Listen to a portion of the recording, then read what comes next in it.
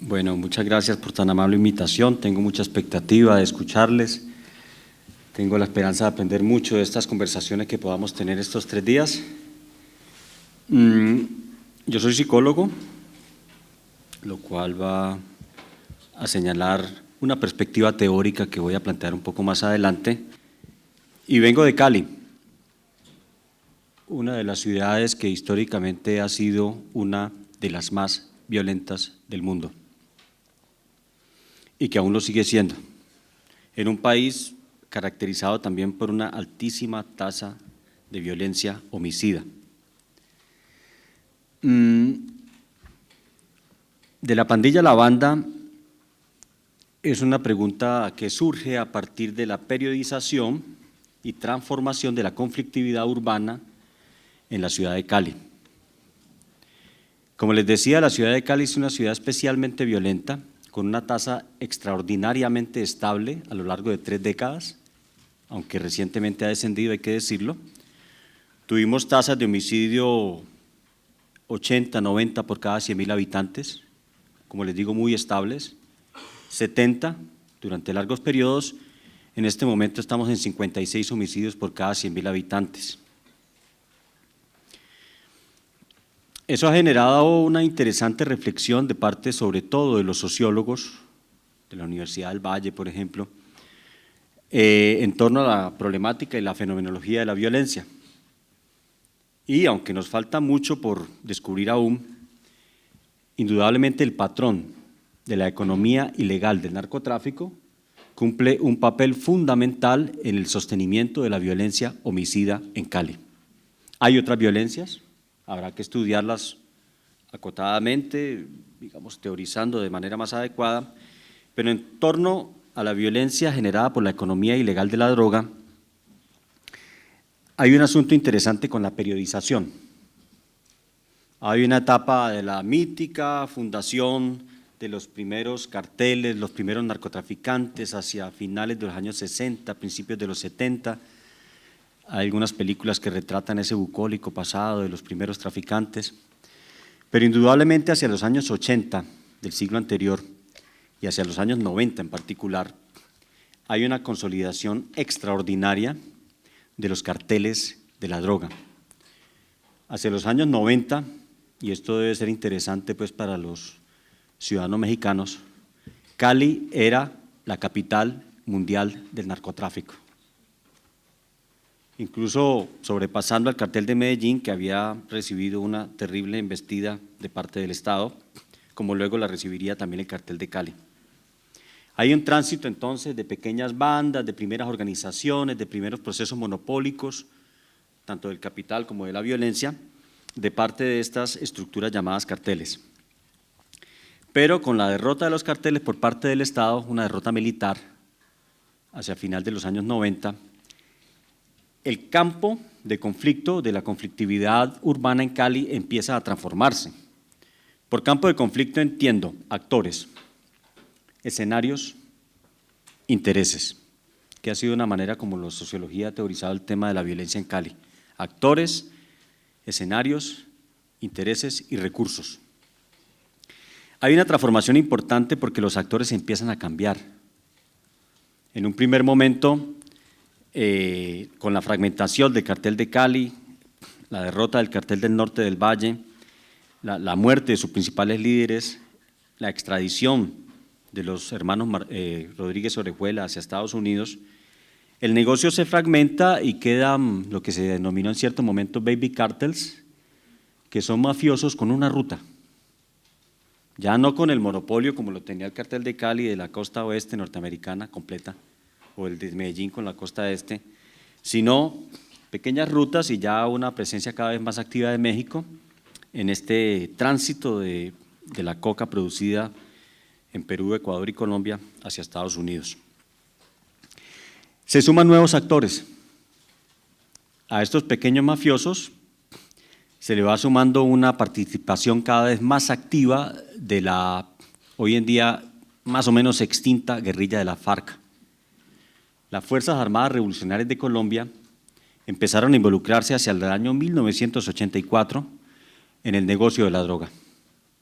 primero cobrando impuestos a los mafiosos que portaban droga, se denominó impuesto de gramaje, y luego participando cada vez más en etapas de la cadena productiva y la primera fase de exportación desde los puertos colombianos hacia el exterior.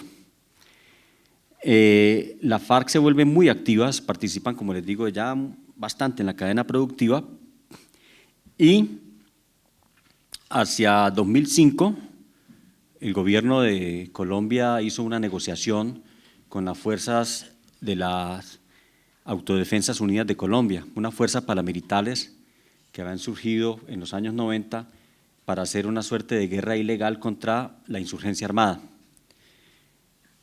También se lucraron de la droga, también financiaron su empresa militar con dinero del narcotráfico. Llegan a una negociación con el gobierno en 2005, sus principales cabecillas aceptan condenas de 8 años, luego son extraditados hacia Estados Unidos, y entonces el proyecto de contrainsurgencia desaparece. Hay una merma significativa de masacres contra líderes sociales, guerrilleros, colaboradores, etcétera, pero habría una suerte de paramilitares de segunda generación o una transformación de estos ejércitos en bandas criminales, fundamentalmente. Antes eran criminales también, pero ya no eran por lo menos contrainsurgentes, entonces estaban dedicados específicamente al negocio de narcotráfico. Entonces se configuran como el clan del Golfo o clan de la familia Úsuga, que dominan toda la costa atlántica y buena parte de Antioquia, que es como también al norte del país, y de manera relativamente espontánea estos reductos de fuerzas paramilitares se transforman en los puntilleros, en los caucanos, en el caso del Valle, en la empresa. Nuevos actores, nuevos tipos de conflicto, nuevos campos de interés. Buenaventura, por ejemplo, fue escenario de una violencia extraordinaria. Buenaventura es el principal puerto del mundo para exportar droga, yo creo. Es de donde sale a México, a Estados Unidos y al resto del mundo. Y en Buenaventura confluyeron todos los actores armados. Ya habían confluido antes, guerrilla, narcotraficantes, delincuentes, etcétera, y hubo una lucha muy intensa a partir de un momento en que se había consolidado la empresa, con mayúscula, como banda controladora, digamos, del tráfico de drogas y de las actividades ilegales en el puerto de Buenaventura, pero entraron en conflicto con el clan del Golfo, a quien un narcotraficante en busca de venganza le había ofrecido la franquicia del Valle del Cauca. Se hace una guerra entre estas dos bandas criminales, la empresa y el clan de los Úsuga. No sé si tuvieron noticias de las casas de pique, hubo descuartizamientos, hubo una suerte de violencia exacerbada, aterradora, que puso pues al puerto en la mira de las autoridades y en una situación de conflicto muy grave. Ellos hicieron un pacto de no agresión, porque es mejor hacer negocios que andarse matando, y este dato resulta muy simpático, pero interesante para ustedes, estudiosos del tema. Un informante me decía que ese pacto aguantó 2 años, pero se rompió porque uno de los dos grupos, la empresa y el clan Úsuga, quiso imponer un cobro ilegal al tráfico de drogas. Me lo dijo sin sonreír ni nada, o sea, no, es que nos iban a poner un cobro ilegal, eso no se puede aceptar, entonces nos fuimos otra vez a la guerra. Bien, ¿qué pasa en Cali? Indudablemente estos tránsitos de actores, escenarios, intereses producen modificaciones en la dinámica del conflicto en cualquier ciudad y en particular en Cali. Yo entro al tema por la vía de las pandillas, pero yo me encontré unas pandillas marginales, empobrecidas, unos jóvenes en los barrios más pobres de la ciudad, en una suerte de comunidades afectivas, fuertemente controladoras, identitarias, que ejercían la violencia de manera ritual y de manera emocional, básicamente como elemento de afirmación de identidad y su resentimiento y como elemento de inscripción en una cofradía masculina. O sea, un pandillero muestra su valentía en el combate, muestra los valores del honor, de la solidaridad, de la masculinidad en los eventos agonísticos de las peleas con otras pandillas. Me encontré entonces con un sistema cultural, el sistema cultural del honor, de la masculinidad y al que habríamos de sumarle la creencia en la santería. Eso me conecta con la antropología simbólica, a lo Clifford Geertz. Es decir, aparte de los elementos objetivos y materiales que producen la violencia, la lucha de actores por recursos escasos, existen elementos culturales, psicológicos, que sostienen esa violencia bajo la forma de representaciones y narrativas y prácticas que tienen significado para ese tipo de actores. Yo trabajaba con estos muchachos en un proyecto de rehabilitación de justicia restaurativa, pero de pronto algunos de estos muchachos hacia principios de 2000, no, más adelante, hacia 2010, estos jóvenes empiezan, algunos de ellos, a ser cooptados por bandas criminales. O sea, la pandilla de la esquina, del cuchillo, del fútbol, de la marihuana, de cuidarse unos a otros, se transforma radicalmente en otra cosa, por la penetración de la economía ilegal del narcotráfico y, como decimos en Cali, el narcomenudeo.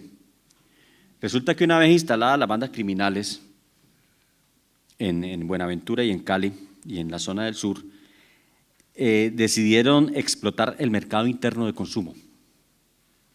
Por supuesto que siguen exportando droga hacia acá hasta México y a Estados Unidos, pero decidieron que el mercado interno de consumo era un mercado importante. Y entonces empezó un control calle por calle, esquina por esquina, en los sectores marginales, para la circulación de armas, dinero, droga, para el consumo local y para el enviciamiento de jovencitos y niños en los colegios. Eso creó, digamos, una nueva reconfiguración del campo de conflicto y transformó los intereses de los actores y transformó la significación que antes tenían elementos como el tiempo, el espacio en la vida de estos jóvenes.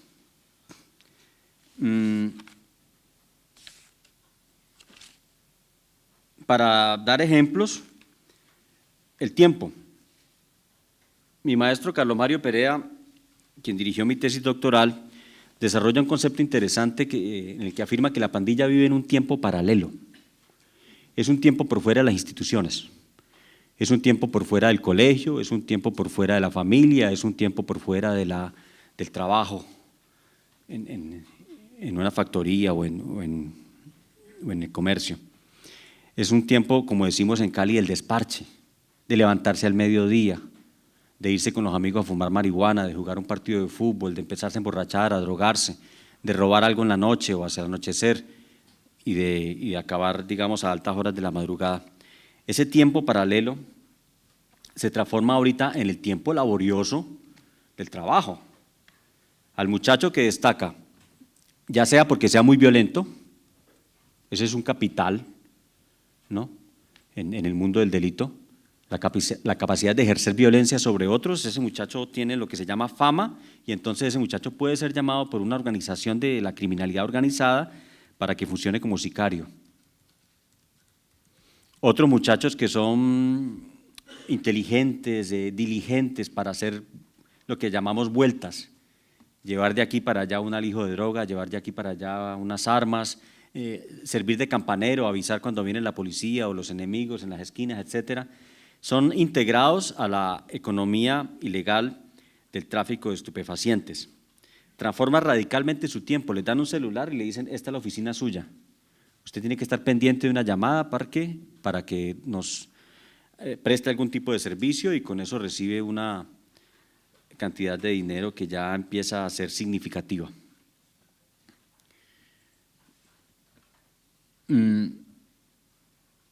Para el caso, por ejemplo, de la delincuencia organizada, tuve oportunidad de entrevistar a un miembro de una banda de la empresa que estaba encerrado en una cárcel y él hablaba de cifras. ¿Cuánto será $1 millón en dólares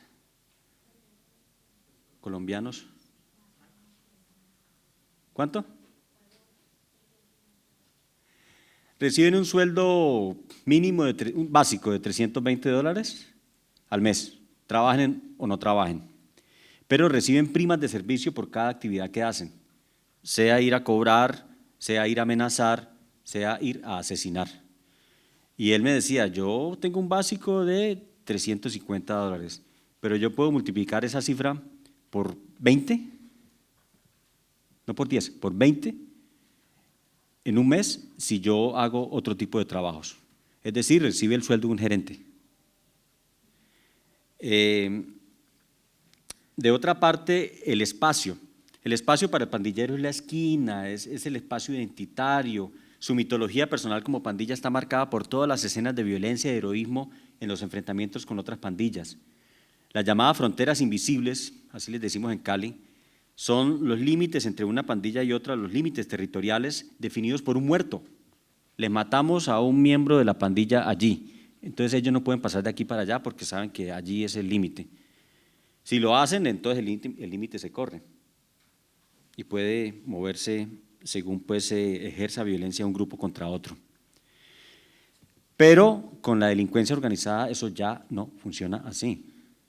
La delincuencia organizada, por ejemplo, en el caso de Marroquín, se metió a territorio de pandillas temibles por su violencia y sin pedir permiso estableció muchachos con fusiles y armas en una casa para controlar todo el territorio en el tráfico pues, de estupefacientes y las actividades asociadas.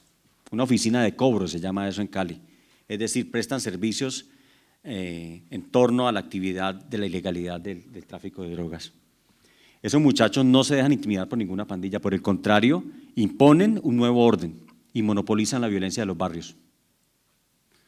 Una característica primero de violencia y luego de pacificación fue que todos los muchachos expendedores de droga, espontáneos, pandilleritos que andaban con un fajo de marihuana y vivían de ese pequeño recurso, fueron muertos. Fueron muertos porque ya los únicos expendedores que iban a estar allí eran los expendedores oficiales nombrados por ellos, a veces miembros de las pandillas, a veces gente traída de fuera. El espacio entonces no es el espacio del fútbol, de la identidad y los recuerdos, sino el espacio estratégico de corredores para la circulación de armas, droga, vigilancia y control territorial. Además de eso, además del tiempo y el espacio que cambia radicalmente, también tenemos un cambio en la significación de la violencia. Lo voy a dar con un ejemplo. La violencia pandillera estaba centrada en el punto de honor de la venganza. El punto de honor más alto de la vida de las pandillas es la venganza. Cuando matan a un miembro de esta pandilla hay que vengarlo a costa de cualquier cosa. Esa venganza cargada de emocionalidad, de odio, de pasión, de orgullo, de honor, empieza a desaparecer, empieza incluso a relegarse completamente y aparece otra modalidad completamente distinta que se llama ajuste de cuentas. El ajuste de cuentas es simplemente un procedimiento aséptico, descargado de emociones, de la racionalidad utilitaria del negocio. Este señor no pagó, él ya sabe cuál es la penalidad por no haber cumplido con su parte del negocio. Entonces la significación se transforma de una manera bastante interesante, de un polo emocional, ritual, que era la vida pandillera, a un polo racional utilitario. Finalmente, ya para concluir, mis intereses como psicólogo siempre me llevan a hacerme la pregunta ¿y qué pasa con las configuraciones emocionales? ¿Cómo cambia la psicología de un muchacho metido en la violencia siendo pandillero a volverse a miembro de una banda organizada? Tiene que cambiar, no puede ser lo mismo. Entonces, allí podríamos apelar a un concepto de Norbert Elias, concepto de configuración emotiva, y más particularmente de un discípulo de Norbert Elias, el profesor Spierenburg, criminólogo en Holanda, que dice que efectivamente la violencia puede describirse en una secuencia que va desde un polo ritual cargado de emociones hacia un polo instrumental racional. Lo que vemos en el tránsito de la pandilla a la banda es eso. Para poder ejercer violencia se necesita de un mecanismo psicológico que se llama aislamiento emocional. El emocional consiste en lo que los muchachos denominan endurecer el corazón. O sea, para matar hay que aprender a matar. No es fácil porque hay coacción de la conciencia, de la culpabilidad y del remordimiento, incluso entre los pandilleros. El primer muerto les cuesta mucho, el segundo menos y el tercero ya muy poco. Ellos dicen que ellos endurecen el corazón separando las emociones de los elementos cognitivos. O sea, no se experimentan emociones por hacer violencia, o se controlan. En el caso del pandillero se controlan, porque el pandillero sí mata con rabia, mata con odio, mata con furia, pero controla la compasión y controla la culpa. Ellos avanzan en la delincuencia organizada a una violencia homicida, sin rabia, en el control perfecto de sus emociones, sin rabia y sin sentimientos, fría. Un negocio, una vuelta. Un sicario me decía en alguna ocasión, para mí matar a alguien es como fumarme un cigarrillo. Entonces uno ve psicológicamente de un proceso de aislamiento emocional, separemos lo cognitivo de los afectos, a un proceso de disociación del yo, en el cual perfectamente se puede tener lo que llamaríamos una doble personalidad. Delincuentes que entran y salen por una puerta que les permite asumir un lugar distinto. Delincuentes pertenecientes a la delincuencia organizada que son buenos padres de familia, buenas personas y gente amable. Y pueden pasar esa puerta y volverse asesinos terribles, pero lo hacen frío, lo hacen sin emociones, lo hacen completamente despersonalizados. Para cerrar, yo creo que estos elementos son interesantes porque vinculan entonces elementos antropológicos y psicológicos de un proceso que ya está en curso. O sea, la criminalización de la sociedad y de cada vez aspectos más amplios del Estado implica un acomodamiento psicológico de los sujetos para ese tipo de actividad y un conjunto de representaciones y prácticas que la justifiquen. Y creo que este camino que están tomando ustedes es bastante interesante para mostrarnos esa frontera tan porosa entre el Estado, de la legalidad, la ilegalidad, entre los nuevos órdenes criminales y la manera que empiezan a administrar a la manera de paraestados, violencia, uso de recursos, participación política, etcétera. Yo espero entonces que estos 3 días podamos intercambiar bastante, aprender mucho y les agradezco su atención. Muchas gracias.